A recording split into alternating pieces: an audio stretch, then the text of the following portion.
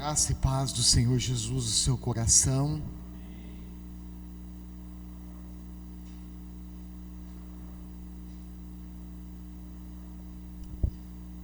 É uma imensa alegria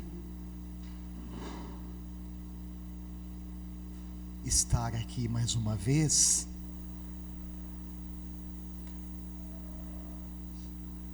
compartilhando com vocês a palavra de Deus. Hoje eu quero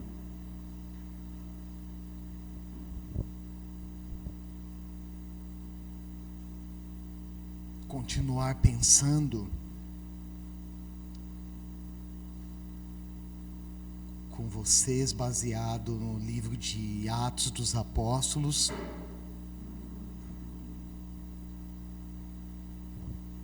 no capítulo 2.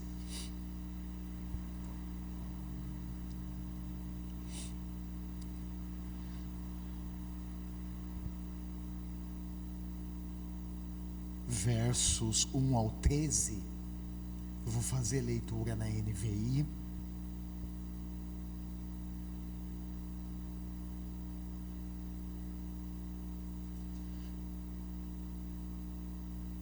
E peço que vocês acompanhem na sua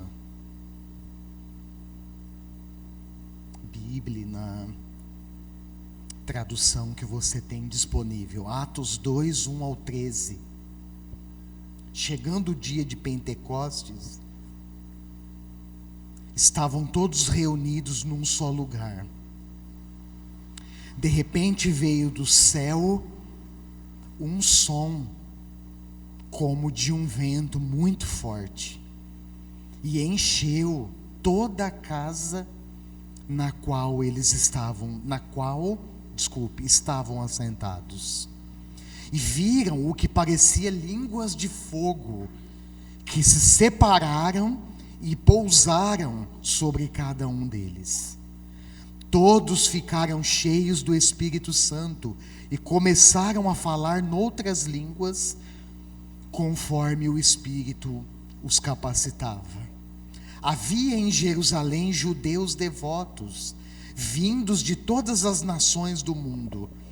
Ouvindo-se o som, ajuntou-se uma multidão que ficou perplexa, pois cada um os ouvia falar em sua própria língua.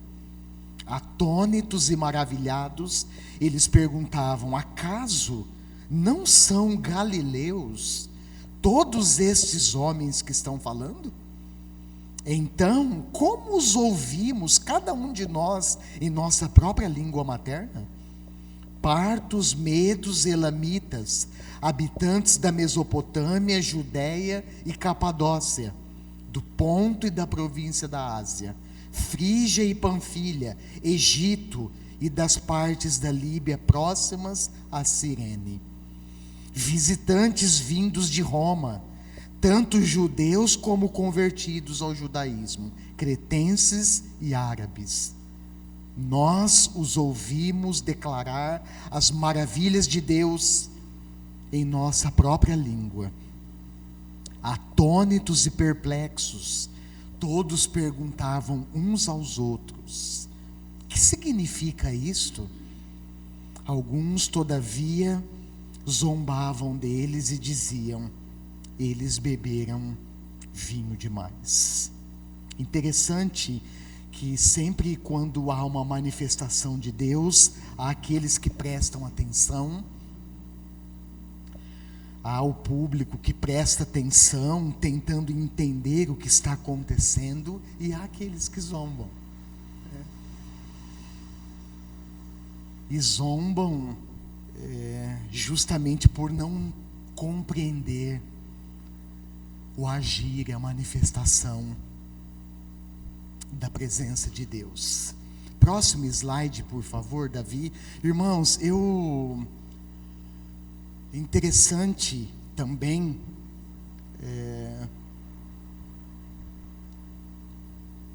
pensar que a partir dessa pergunta, como o ser humano se tornou um ser vivente e como a igreja nasceu, Gênesis 2 e depois Atos 2, esse texto que nós lemos. E é muito interessante perceber a ação de Deus. O homem, por exemplo, na criação, ele se torna um ser vivente somente quando Deus sopra. É isso que está na Bíblia. Somente quando Deus sopra em suas narinas o fôlego de vida. Então, aquele boneco feito de barro, pó do chão, pó da terra, se torna um ser vivente. E isso nos leva a pensar no nascimento da igreja. Como que a igreja nasceu? Quando ela recebe o sopro do Espírito Santo. Quando o Espírito Santo desce sobre aquelas pessoas que estavam reunidas em Jerusalém, aguardando que de fato isso acontecesse. Então, a partir desse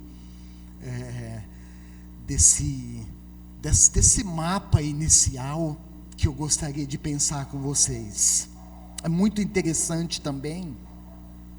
Eu já relatei isso aqui em alguns momentos anteriores, em outras mensagens, observar no curso das narrativas bíblicas a maneira que Deus escolheu para agir, a maneira que Deus escolhe para cumprir os seus propósitos, em decorrência do seu plano de redenção.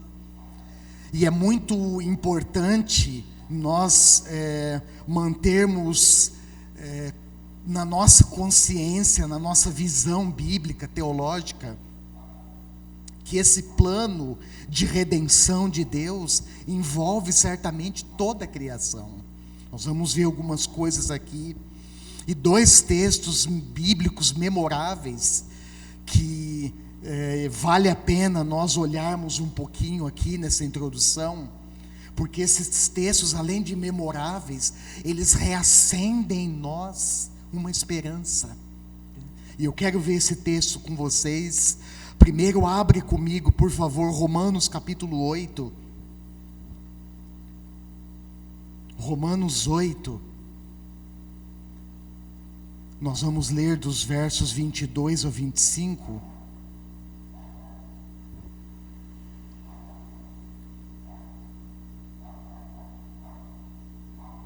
Romanos 8, 22 ao 25. Nesse texto, o apóstolo Paulo, escrevendo aos cristãos que viviam na capital do Império Romano,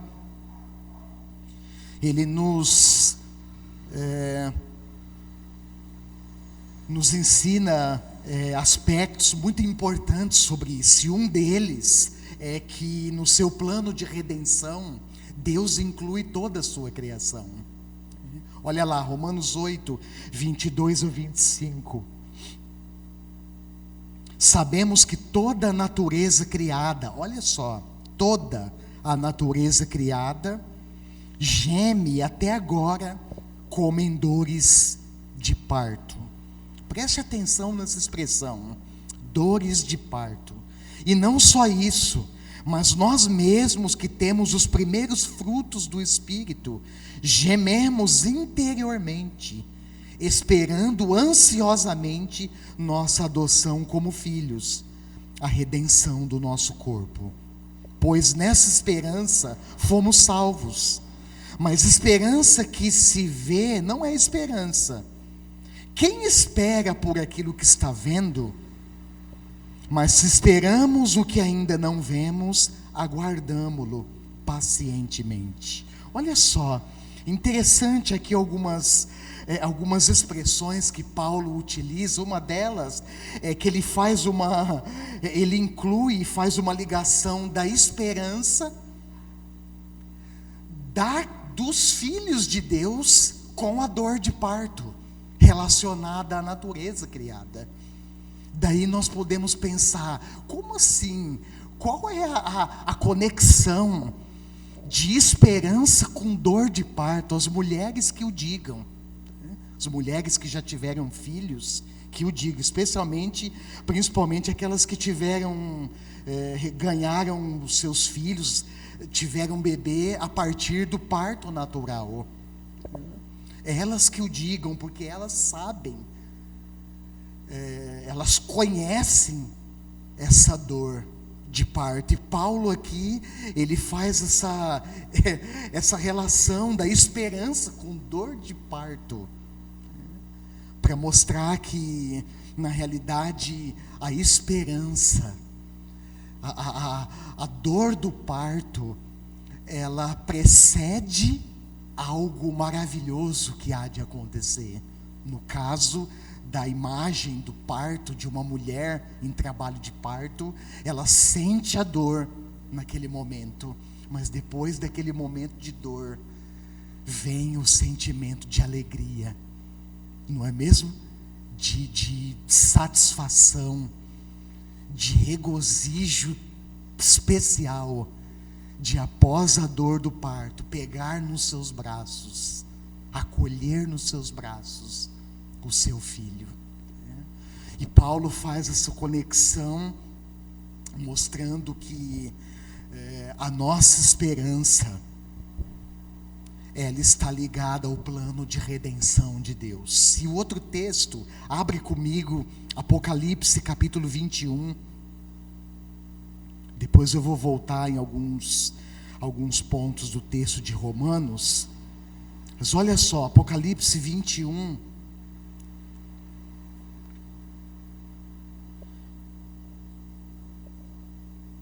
Pensando nessa redenção de Deus, olha que texto maravilhoso, a partir da visão que o apóstolo João tem lá em Pátimos, 21, do 1 ao 5. Então vi novos céus e nova terra, pois o primeiro céu e a primeira terra tinham passado, e o mar já não existia. Vi a cidade santa, Nova Jerusalém, que descia dos céus, da parte de Deus, preparada como uma noiva adornada para o seu marido. Ouvi uma forte voz que vinha do trono e dizia: agora o tabernáculo de Deus está com os homens, com os quais ele viverá. Eles serão seus povos, o próprio Deus estará com eles e será o seu Deus. Olha só a realidade nesse novo céus e nova terra. Ele enxugará dos seus olhos toda lágrima. Não haverá mais morte, nem tristeza, nem choro, nem dor, pois a antiga ordem já passou. Aquele que estava sentado no trono disse: estou fazendo nova todas as coisas. E acrescentou: escreva isto, pois essas palavras são verdadeiras e dignas de confiança. Olha só, interessante, porque desde criança nós vamos aprendendo, ouvindo que nós vamos morar com Deus no céu. E aqui nessa visão de João, a Nova Jerusalém desce dos céus. E Deus então tabernaculará conosco.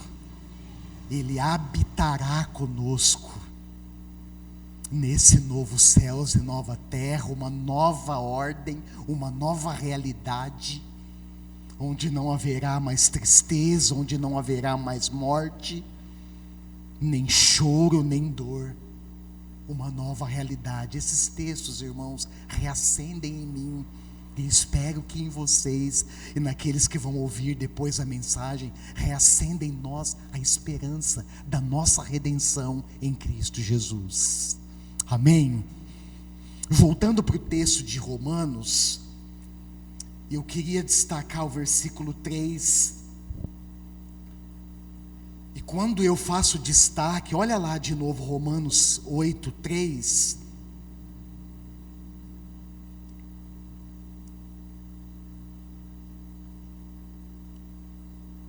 Olhando para o contexto desse texto que nós lemos agora há pouco, quando eu faço esse destaque, eu estou apontando aqui nessa realidade o argumento principal do apóstolo Paulo. E nesse argumento, ele está então apontando o clímax. Isso é importante para nós, o clímax, ou seja, o auge desse plano redentor. Olha lá o versículo 3. Deus então envia o seu próprio Filho. Olha que coisa maravilhosa. Aqui Paulo, como argumento principal, ele define, então, ele estabelece o clímax desse ponto de redenção, desse plano de redenção, desculpe. Deus envia o seu próprio Filho, à semelhança do homem pecador, como oferta pelo pecado. E então ele começa a falar na sequência aqui do texto sobre a natureza criada, que geme até agora em dores de parto, e os filhos de Deus que também gemem na alma, gemem interiormente. E isso reacende em nós a esperança, como eu disse, de que nós celebraremos a gloriosa liberdade conquistada por Cristo através da sua morte e ressurreição. Existe, o texto mostra para nós uma grande expectativa por parte da natureza criada e por parte dos filhos de Deus. E quando eu olho para essa expectativa, irmãos, reacende, é inevitável em mim uma chama de esperança, de que o plano redentor de Deus, ele está em curso. Eu vou falar isso mais no fim. E que eu e você, todo o cosmos, toda a criação, a natureza criada, faz parte, está incluído nesse plano de redenção. E eu também me lembro, quando eu olho para esse texto, e isso reacende esperança em mim, estou repetindo isso várias vezes para dar ênfase, que toda exploração, pensando na natureza criada, toda exploração, degradação imposta pelo homem sobre a natureza, um dia dará lugar a uma liberdade gloriosa. E é triste ainda hoje perceber que dentre o próprio povo de Deus, dentre os cristãos, ainda há pouca consciência da nossa parte em relação à nossa mordomia com a natureza. Infelizmente, ainda há pessoas que pensam que nós não temos responsabilidade com a criação, com a natureza criada. Pelo contrário, irmãos, quando nós olhamos para a palavra de Deus, nós percebemos que no início, na narrativa da criação, o homem, no caso Adão, ali o primeiro representante dos seres humanos da terra, ele recebe de Deus uma responsabilidade de se tornar um coparticipador com Deus na criação, e ele recebe nessa coparticipação a responsabilidade de cuidar da natureza, porque certamente ela está incluída no plano redentivo de Deus, e nós não podemos nos esquecer disso. Portanto, todas as nossas ações benevolentes com a natureza, com a criação, está envolvido na nossa responsabilidade como coparticipadores com Deus, como mordomos fiéis na sua criação. E isso certamente abre janelas e abre caminhos para a gente pensar várias coisas, para a gente inclusive repensar várias ações do nosso cotidiano, ações muitas vezes consideradas simples, mas que certamente está envolvido no nosso cuidado com a natureza criada. Também me lembro que toda decadência, isso é importante para nós, toda decadência, sofrimento que carregamos nesse corpo, toda fragilidade humana, toda decadência humana, todo sofrimento que nós carregamos nesse corpo como consequência do pecado, um dia dará lugar a um corpo glorioso. algumas vezes, mais um enter, Davi, por favor. Conversando com algumas pessoas, até as pessoas num tom de descontração, fala: pastor, será que no corpo glorioso eu vou receber uma barriga tanquinho?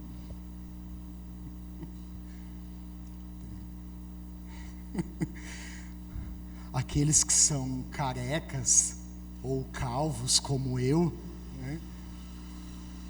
Isso é problema de vaidade e também de genética, irmãos. Num tom de descontração, falo: pastor, será que eu vou receber aquele cabelo? As mulheres, então, que dirá? Não precisa mais de chapinha? Não precisa mais de ficar fazendo permanente, usando produtos caros, enfim. Mas eu me lembro, irmãos, que um dia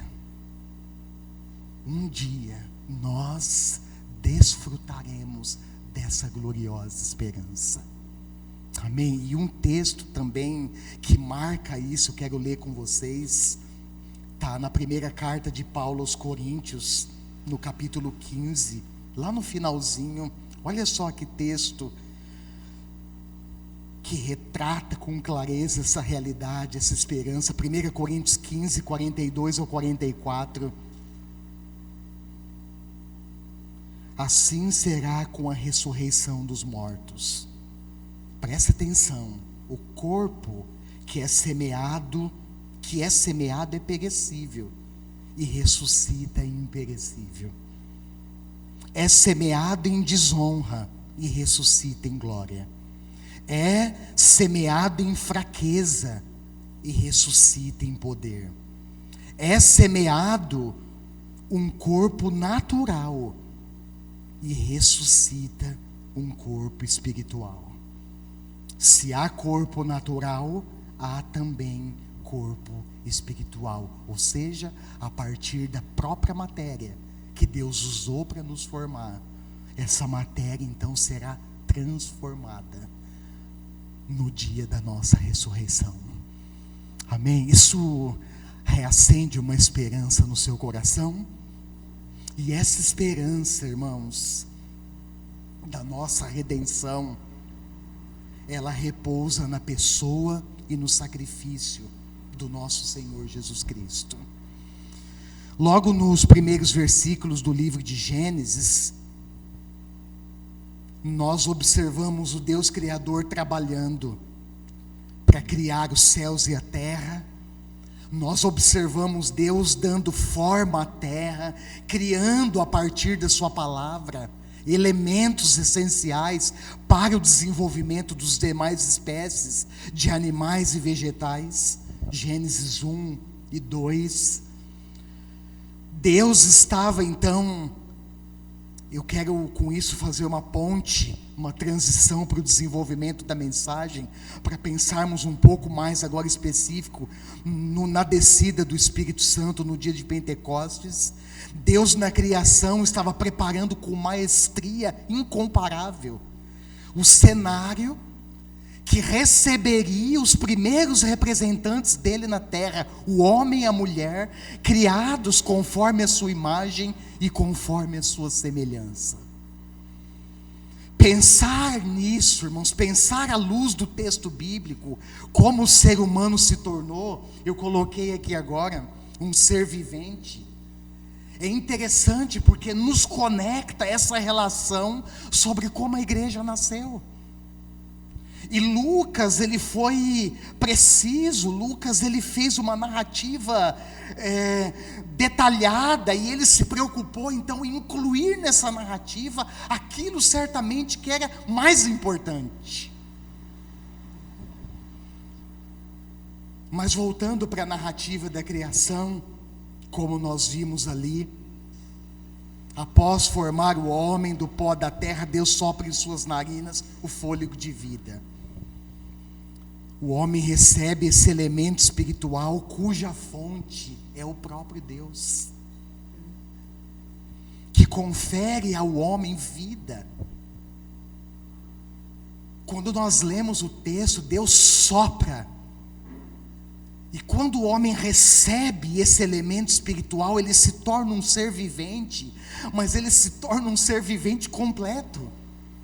Pastor, como assim? Isso é coisa de Deus, irmãos. Isso é obra de Deus.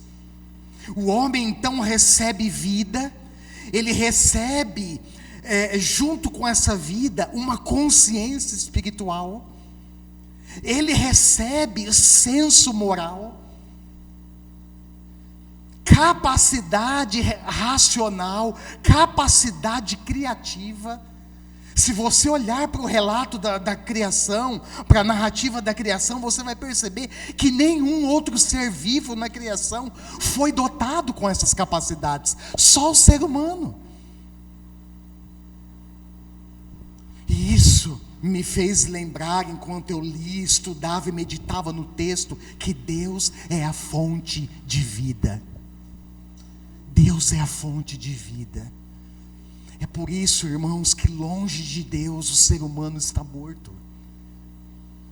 É por isso que longe do Senhor o ser humano, ainda que, se você olhar a sequência da narrativa da criação, você vai perceber que após a queda o ser humano não perde essas características. Ele continua um ser dotado de raciocínio, dotado de capacidade criativa. Só que agora ele começa a decidir por si só o que é bem e mal, o que é certo e é errado. E nós vemos que esse é um dos grandes males do homem, porque distante de Deus, do seu Criador, o homem então passa a perpetuar maldades, perversidades. No entanto, Gênesis 4, nós vemos então registrado o primeiro homicídio na história humana, a partir da fonte bíblica, Caim matando seu irmão Abel. E a partir disso nós então contemplamos, infelizmente, uma história, uma sequência de história marcada pelo pecado.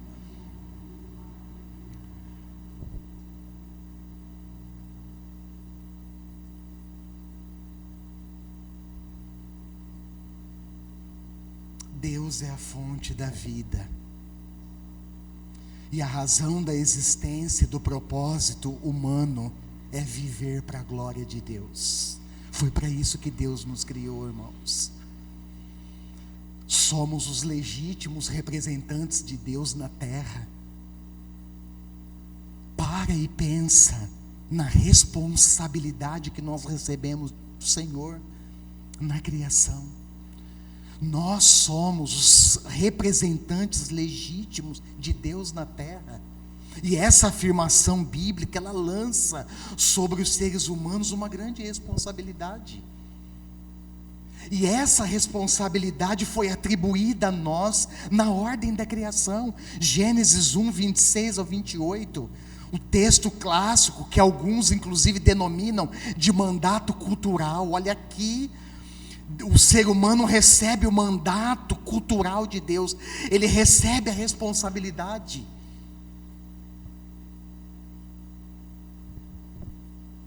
de ser um cooperador com Deus, participar ativamente com Deus na criação. E certamente isso implica uma vida responsável com toda a criação, como eu disse agora há pouco. Mas vai além disso, irmãos. Essa responsabilidade conferida, atribuída ao ser humano na ordem da criação, ela se estende também para todos os aspectos da nossa vida. E isso nos ensina que as nossas ações, os nossos comportamentos devem refletir o nosso compromisso com Deus. Amém? O quanto disso é real para nós? O quanto disso é encarado com seriedade pelo povo de Deus? Vai além, se estende para todos os aspectos da nossa vida, se estende para a nossa maneira de viver. Porque a nossa maneira de viver, irmãos, deve refletir os traços do caráter de Deus em nós e através de nós. E quando eu paro para pensar nisso,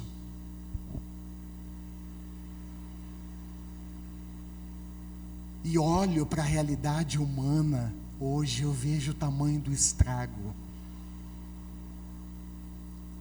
das consequências do pecado na vida do ser humano. E aí, a gente faz uma ponte para pensar o que aconteceu no dia de Pentecostes, que marca a inauguração da igreja, da comunidade de discípulos de Jesus Cristo, como espaço onde a presença de Deus habita. Irmãos, quando eu cheguei nesse ponto, eu fiquei parado pensando, meu Deus, sabe aquela afirmação bíblica, a palavra de Deus que vem como uma flecha no seu coração e acende uma luz na sua consciência e te conecta no caminho de pensar a seriedade disso? Eu fui conduzido nesse momento, porque quando nós lemos Atos 2, a gente lê como uma narrativa simples, como uma narrativa passageira, como uma narrativa histórica, porque o livro de Atos no Novo Testamento, ele tem esse gênero literário histórico. E isso nos leva a pensar, por exemplo, na descida do Espírito Santo, que foi histórica, que foi de uma vez por todas. O Espírito Santo não há de descer novamente sobre a igreja, pelo contrário, ele desceu no dia de Pentecostes, ele veio sobre os discípulos no dia de Pentecostes. E quando a presença do próprio Deus desce, inaugurando essa comunidade de discípulos de Jesus, nós nos lembramos, irmãos, que a igreja é um espaço onde a presença do próprio Deus habita. E se nós olharmos mais adiante na carta aos Coríntios e outras cartas que o apóstolo Paulo escreve, ele vai nos ensinar, ele vai trazer à tona que agora nós somos o templo do Espírito. Isso significa que onde nós estamos, a presença de Deus está conosco. E isso, irmãos, chama muito a minha atenção e me leva a pensar, por exemplo, algumas coisas profundas, como uma dessas questões que eu levantei: como nós vivemos sabendo que a presença do Espírito Santo habita em nós?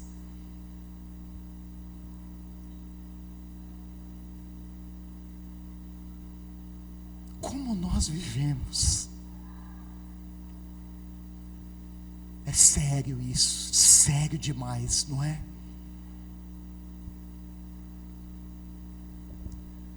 E é interessante, eu não vou entrar nisso para eu não me perder, mas para conectar você num pensamento importante, num ensino importante da palavra de Deus. É interessante pensar nisso, porque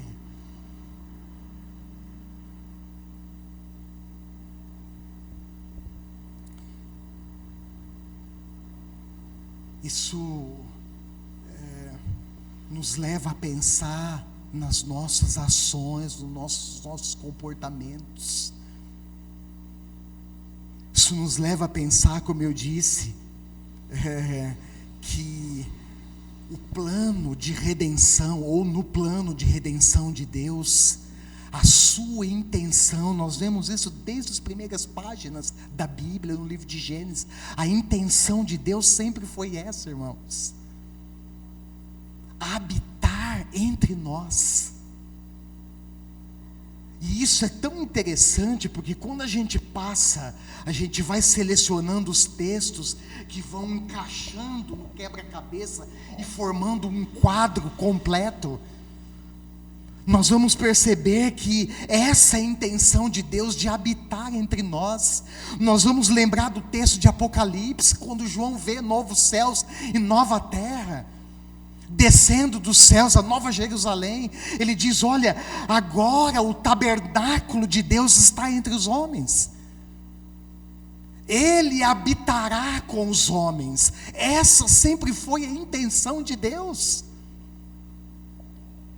E lembrar disso nos conecta na pessoa de Jesus Cristo, que veio, que desceu dos céus e veio, habitou entre nós.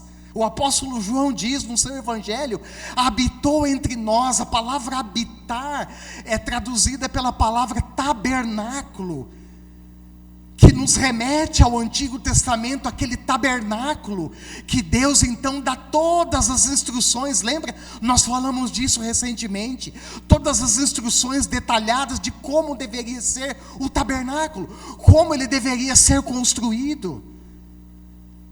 E esse tabernáculo, então, ele tinha duas repartições principais: a parte santa e a parte santíssima, ou santo dos santos, onde ficava a arca da aliança. E é nessa arca, no meio dessa arca, em cima da tampa, entre os dois querubins, que a glória de Deus se manifestava. Isso nos conecta a esse plano de redenção de Deus, que sempre foi habitar, tabernacular conosco.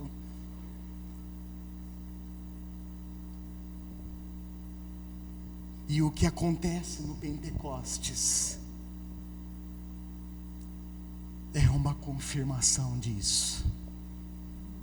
Eles estavam reunidos. Eu acho legal porque Lucas, como médico e como historiador,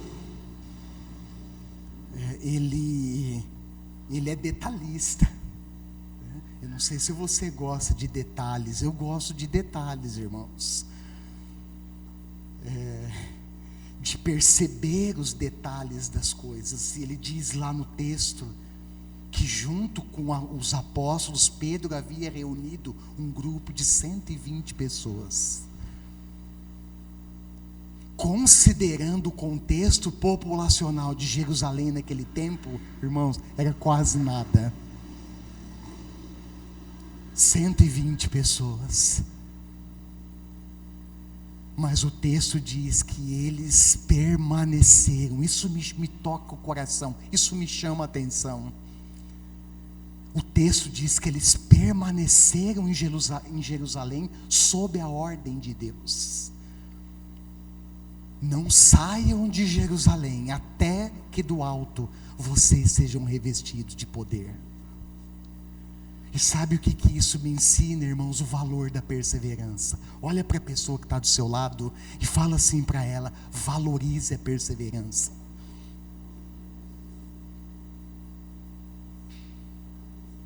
Não eram muitos em termos de número, de quantidade, de contingente, de massa expressiva de pessoas, mas eram fiéis, irmãos, eram perseverantes, e eles permanecem orando, louvando a Deus, e a promessa então se cumpre. O Espírito Santo desce sobre eles. E quando nós olhamos para o texto de Atos, nós lembramos que essa ação, ela fazia parte da promessa de Deus, promessa que se estendeu ao longo do tempo, promessa que foi revelada para o profeta Joel. Lembra disso? Joel capítulo 2, 28 e 29, nos últimos dias eu derramarei do meu espírito sobre toda a carne. Essa promessa se estende ao longo do tempo, é revelada para o profeta, é lançada, é proferida para o povo de Israel, é confirmada por Jesus após a sua ressurreição, e é consumada então no dia de Pentecostes. E o texto diz que a presença do Espírito Santo, olha lá de novo Atos 2, encheu a vida daqueles primeiros discípulos, marcando o nascimento da igreja de maneira vibrante e excepcional. Versos 2 e 3. O texto diz que os sinais que aconteceram naquele dia, e é interessante, eu vou falar um pouquinho aqui sobre as línguas. É interessante porque os sinais que acompanharam essa manifestação do Espírito Santo eram apenas detalhes. Eram apenas detalhes, mas chama a atenção dos judeus, vindos de todas as nações do mundo, gregos, árabes. E é muito legal, irmãos, porque nessa manifestação, o texto diz lá no versículo 11, que eles ouviram os galileus falando, declarando as maravilhas de Deus em sua própria língua. Aparece no texto, se você olhar comigo, verso 9, partos, medos, elamitas, habitantes da Mesopotâmia, Judéia. Os habitantes da Judéia, eles falavam uma só língua, que era o aramaico. E é interessante que aqui no texto, eles continuam falando a mesma língua. De maneira que as pessoas que estavam ali, que também entendiam e falavam o aramaico, olha que interessante, ouviam eles falando na sua própria língua materna as maravilhas de Deus. Ninguém ali estava desapercebido, ninguém ali estava sem entender o agir do Espírito Santo. Isso chama a atenção deles.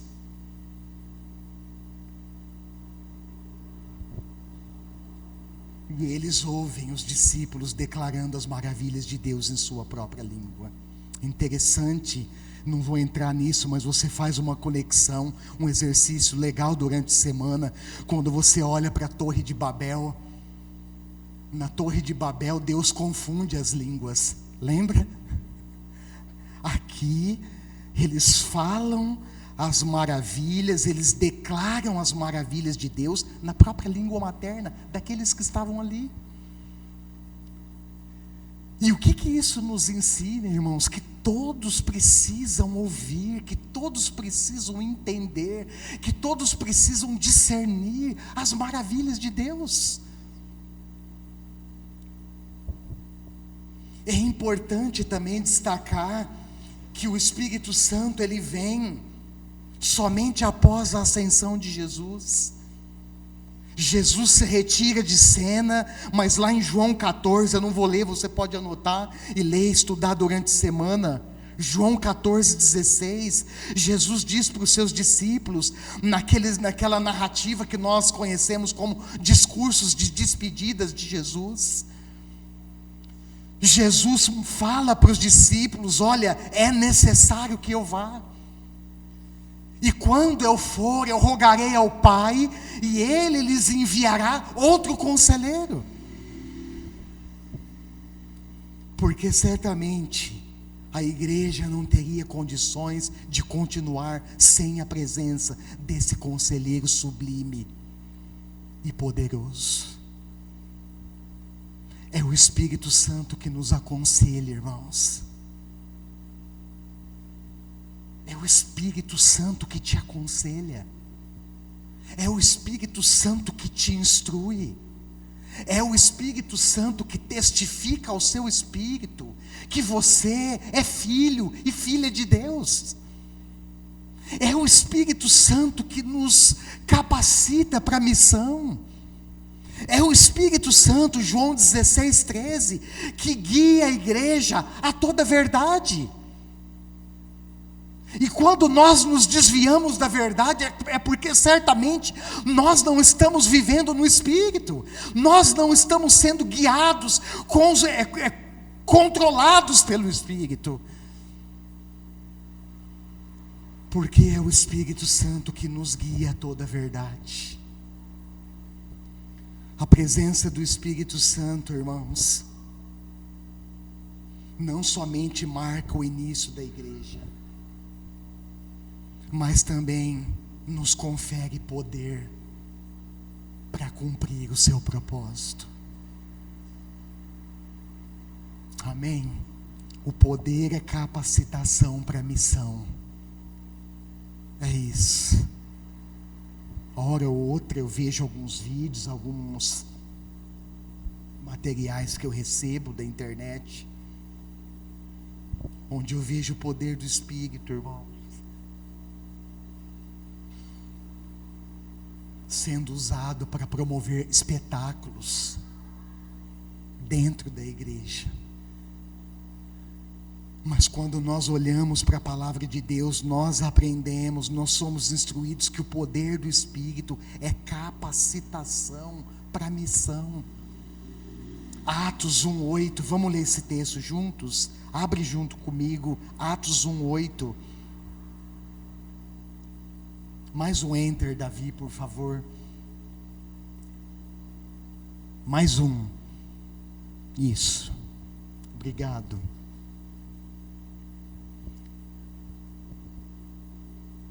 Fique de pé no seu lugar, por gentileza. Vamos ler esse texto juntos. Atos capítulo 1, verso 8. Vamos lá? Mas receberão poder quando descer sobre vós o Espírito Santo, e serão minhas testemunhas em Jerusalém, em toda a Judéia e Samaria e até os confins da terra. Amém. Pode sentar. Obrigado.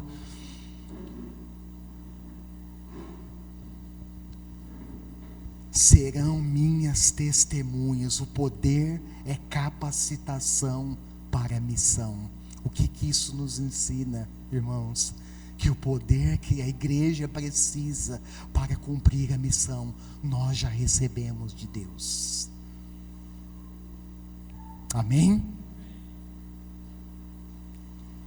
Interessante que a palavra testemunha no original é a palavra martus, de onde vem a palavra mártir ou mártires. E significa que nós somos testemunhas até as últimas consequências. Eu sei que soa até um pouco constrangedor para nós aqui no Brasil, porque nós, por exemplo, não vivemos um contexto de perseguição religiosa a ponto de sermos presos ou sermos mortos por causa da nossa fé em Jesus. Mas certamente nos contextos mais difíceis, mais fechados para o Evangelho, onde os cristãos são presos todos os dias, onde as crianças são torturadas, as mulheres são torturadas, os homens são presos e mortos, certamente isso aqui faz todo sentido para eles, irmãos. Esses dias, conversando com um amigo, falando sobre o contexto da igreja no Brasil, eu disse para ele: sabe o que eu penso? Olhando para o comodismo da igreja no Brasil, para a calmaria que a igreja vive, nesse sentido, eu penso que Deus, irmãos, Ele vai um dia enviar, Ele vai permitir que a igreja no Brasil, ela seja perseguida. Eu disse para ele, porque essa perseguição, nós vimos na semana passada, Atos 8, 9, a perseguição a partir da morte de Estevão dispersou a igreja. E esse movimento, ele foi um movimento importante. Não foi um movimento totalmente negativo, pelo contrário, houve um aspecto positivo. E nós vemos lá no texto que com a dispersão dos crentes, dos cristãos, dos discípulos de Jesus, o evangelho começou a ser proclamado em várias partes do mundo. Deus foi salvando pessoas através da proclamação do Evangelho, e Ele continua fazendo isso hoje. Deus usa essa mesma metodologia, irmãos, o seu povo, para comunicar o Evangelho com fidelidade, e assim Ele vai salvando as pessoas. Foi um movimento importante. Eu disse: olha, eu penso que Deus um dia vai permitir uma grande perseguição no Brasil, para que a igreja então, ela seja despertada do seu sono profundo e do seu comodismo. E então, quem sabe, nós viveremos essa realidade de sermos testemunhas até as últimas consequências. E eu quero encerrar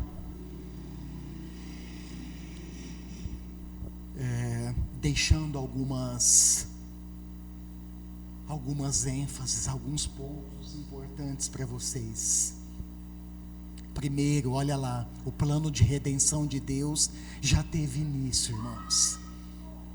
Quando? Na vinda do seu Filho Jesus Cristo. Esse plano, ele está em pleno desenvolvimento. Interessante que as pessoas vivem como se Deus não existisse, e essa é uma realidade, infelizmente, encontrada dentro da própria igreja, da comunidade de discípulos de Jesus. Mas quando nós olhamos para a palavra, nós vamos ver, nós vamos enxergar isso. O plano de redenção de Deus, ele está em pleno desenvolvimento. O que Deus começou, Ele há de completar, irmãos. E a igreja ocupa uma posição intermediária muito importante. Qual é a nossa posição? Nós recebemos de Deus o ministério da reconciliação. Paulo vai escrever em 2 Coríntios 5. Nós fomos reconciliados, alcançados e reconciliados com Deus, para alcançar e reconciliar outros por meio da fé em Jesus. Amém? E esse plano será consumado quando? Na segunda vinda de Cristo. Novos céus e nova terra serão estabelecidos, e Deus habitará entre nós. Quando eu fiquei pensando nisso, surgiu algumas questões. Uma delas é: o que está acontecendo com a igreja? Olhando para um contexto maior, certamente não pensando só na nossa comunidade, mas num contexto amplo. Por vezes a igreja está distraída, com os olhos mais na terra do que no céu, preocupada mais com aspectos terrenos do que com aspectos da eternidade. O que está acontecendo com a igreja? Esses dias, essa semana, eu entrei numa livraria evangélica para ver alguns materiais lá, e a proprietária da loja estava conversando com algumas pessoas, e um dos comentários que ela fez me perturbou, irmãos. Eu saí de lá mais perturbado do que eu entrei. Misericórdia, Senhor. Ela fez um comentário assim, rápido, as pessoas encostadas no balcão. Ela disse: hoje o povo não quer saber mais de Jesus, não. Mas ela não estava falando dos descrentes. Isso que me perturbou. Ela estava falando dos crentes. E eu fiquei com essa pergunta martelando no meu coração: o que está acontecendo com a igreja?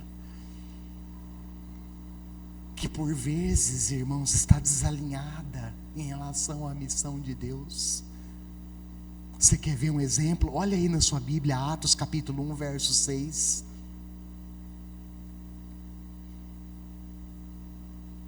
A pergunta dos discípulos, dá uma olhada aí, mostra onde estava o pensamento e o coração deles. Senhor, é nesse tempo que vais restaurar o reino a Israel?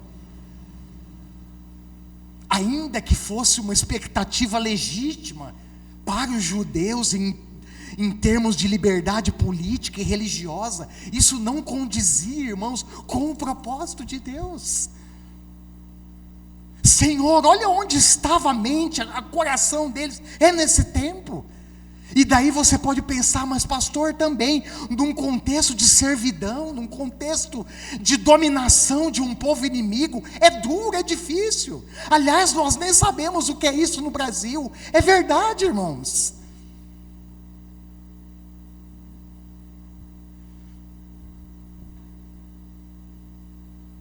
Mas a resposta de Jesus, olha que fantástico. Na sequência, você vai ver a resposta de Jesus, que foi registrada por Lucas. Ela aponta para uma perspectiva e para um propósito correto. Ele diz: olha, vocês receberão poder quando o Espírito Santo descer sobre vocês, e vocês serão minhas testemunhas em Jerusalém, Samaria, Judeia e até os confins do mundo. O poder que Deus nos dá não era, irmãos, para os judeus, por exemplo, os cristãos, os judeus convertidos ao cristianismo, naquela época que formavam a maior massa da igreja no primeiro século. Não era um poder para que eles subjugassem os romanos, não era um poder para que eles levantassem rebeliões políticas, a fim de expulsar os romanos, mas era um poder para serem testemunhas de Jesus. E esse poder está sobre nós.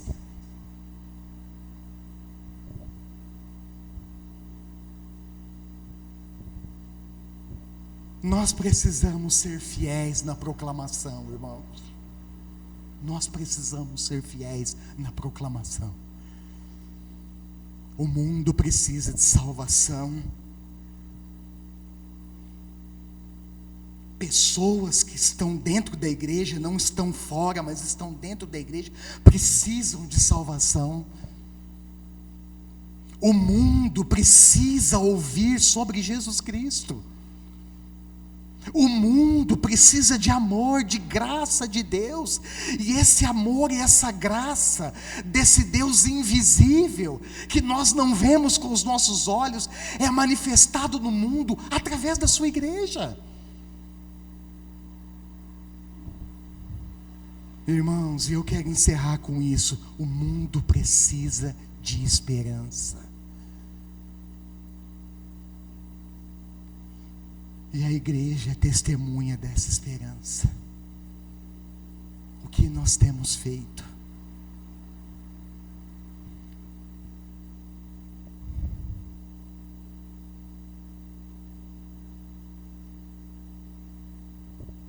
Feche seus olhos por um instante.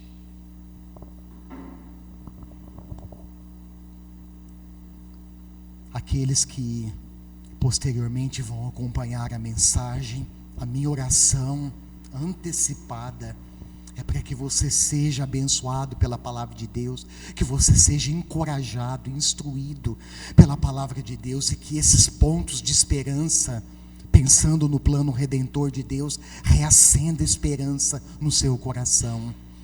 Deus te abençoe. Nós que estamos